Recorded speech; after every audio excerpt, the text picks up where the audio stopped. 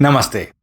मैं हूं डॉक्टर विशाल पुरोहित। मैं एक प्लास्टिक सर्जन हूं और मेरा काम है आपको सुंदर बनाना और ये भी सुनिश्चित करना कि आप सर्जरी में सुरक्षित रहें और कॉस्मेटिक प्लास्टिक सर्जरीज के सभी पहलुओं के बारे में आपको पूरी जानकारी हो। इस कॉस्मेटिक ब्लेफरोप्लास्टी सीरीज के छठे वीडियो में मैं इसके रिस्क्स और कॉम्प्लिकेशंस यानी जोखिम के बारे में बात करूंगा। कॉस्मेटिक ब्लेफरोप्लास्टी आपकी आंखों की खूबसूरती को बढ़ाने का काम करता है। ये सर्जरी ऊपर वाली पलकों की लटकती त्वचा और आंखों के नीचे बने चर्बी की थैली को सही करने के लिए की जाती है।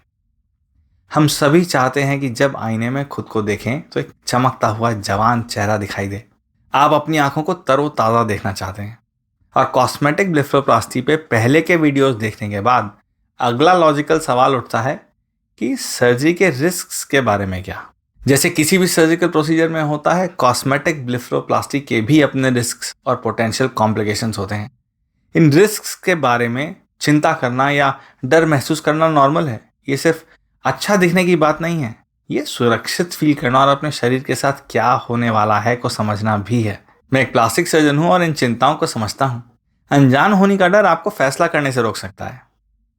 मेरा मानना है कि हर पेशेंट को रिस्क्स को समझना चाहिए, इसे अवॉइड करने की तैयारी कैसे करें ये जानना चाहिए और अगर फ्यूचर में कोई कॉम्प्लिकेशन आता है तो उसका बेसिक सपोर्ट और केयर कैसे करें ये भी जानना चाहिए।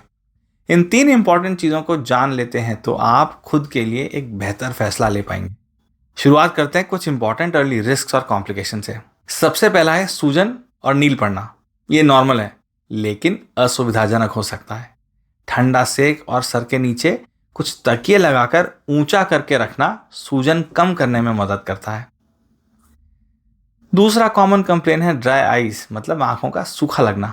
सर्जरी के बाद कुछ समय के लिए आंखें सूखी या चिड़चिड़ी लग सकती हैं।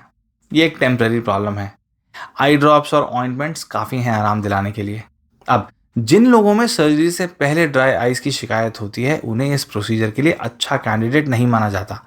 मैंने कॉस्मेटिक ब्लेफरोप्लास्टी के लिए सही व्यक्ति कौन होगा के बारे में तीसरे वीडियो में बात की है।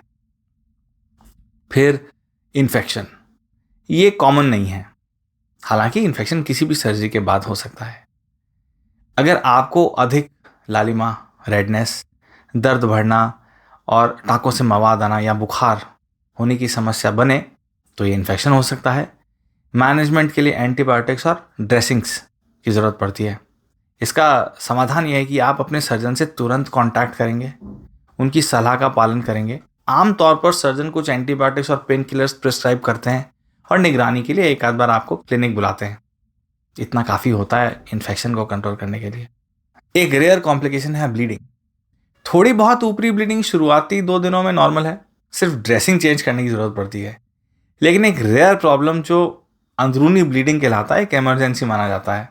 इसमें बहुत ज़्यादा दर्द, अचानक सूजन में वृद्धि और आंखों के हिस्से का लकड़ी जैसा ठोस लगना, इसमें दिखाई देने में भी परेशानी हो सकती है। यह एक इमरजेंसी और इसके लिए तुरंत सर्जरी करने की ज़रूरत पड़ती है। ये मैं डराने के लिए नहीं बता रहा हूँ, ये मैं इसलिए बता रहा हूँ क्योंकि कॉस्मेटिक ब्लेफरोप्लास्टी बड़ी आसानी से सुन की सुई लगाकर किसी भी क्लिनिक में कराई जा सकती है, लेकिन कॉम्प्लिकेशन के मैनेजमेंट के लिए एक एडवांस सेटअप की ज़रूरत पड़ती है। इसीलिए आप ये सुनिश्चित कर लें सर्जरी कराने के पहले कि आपकी सर्जरी जहाँ पर भी हो रही है वहाँ कॉम्प्लिकेशंस को मैनेज करने की पूरी व्यवस्था होना ज़रूरी है। इसके बाद आते हैं लेट रिस्क और कॉम्प्लिकेशंस। स्कारिंग, सर्जरी का कुछ ना कुछ निशान तो बनेगा ही, लेकिन निशान थोड़ा ज़्यादा भी बन सकता है। ट्रीटमेंट ऑप्शंस में स्टेरॉयड इंजेक्शंस, लेज़र थेरेपी या कभी कभी दोबारा सर्जरी करना भी शामिल है। फिर आता है एसिमेट्री, मतलब सर्जरी के बाद आंखों की पलकों का अलग अलग दिखना। शुरुआती दिनों में थोड़ी बहुत एसिमेट्री सामान्य है, लेकिन अगर ये एसिमेट्री 9 महीने से ज़्यादा टिके तो हमें करेक्टिव सर्जरी करने की ज़रूरत पड़ सकती है। फिर एक बहुत ही दुर्लभ लॉन्ग टर्म कॉम्प्लिकेशन है आंखों के फंक्शन में बदलाव आना, मतलब आंखें बंद करने की क्षमता में परिवर्तन, जैसे कि आंखें पूरी तरह बंद न हो पाना। इसके लिए एडिशनल सर्जिकल इंटरवेंशन की ज़रूरत पड़ सकती है। अब कुछ एक्स्ट्रा टिप्स। सबसे पहला है पोस्ट ऑपरेटिव देखभाल बहुत ज़रूरी है, इसीलिए रेगुलर चेकअप्स कराते रहें। ये कॉम्प्लिकेशन को तुरंत पकड़ने में सहायक रहता है। पेशेंट को किसी भी तरह के अजीबोगरीब सिम्टम लगें तो तुरंत अपने सर्जन को बता देना चाहिए। अपने सर्जन का नंबर हमेशा स्पीड डायल पर रखें। रिस्क को कम करने के लिए सर्जन के निर्देश का बड़े ध्यान से पालन करें। इसमें दवाइयाँ कब लेनी हैं, कब आपको एक्सरसाइज स्टार्ट करनी है और क्या क्या प्रतिबंध मानने हैं, वो सब भी शामिल है।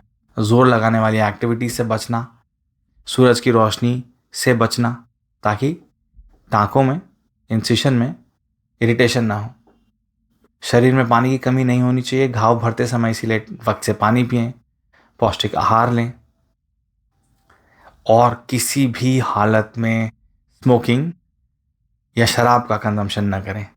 ये आपके घाव भरने की प्रणाली को कमज़ोर कर देती हैं और आपके स्कार्स को बहुत बुरा बनाती हैं।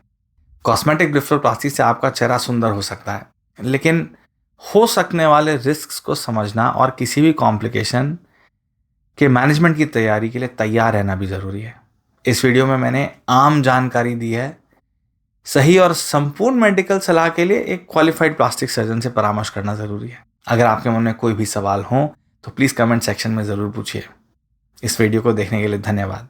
जल्द ही मिलते हैं।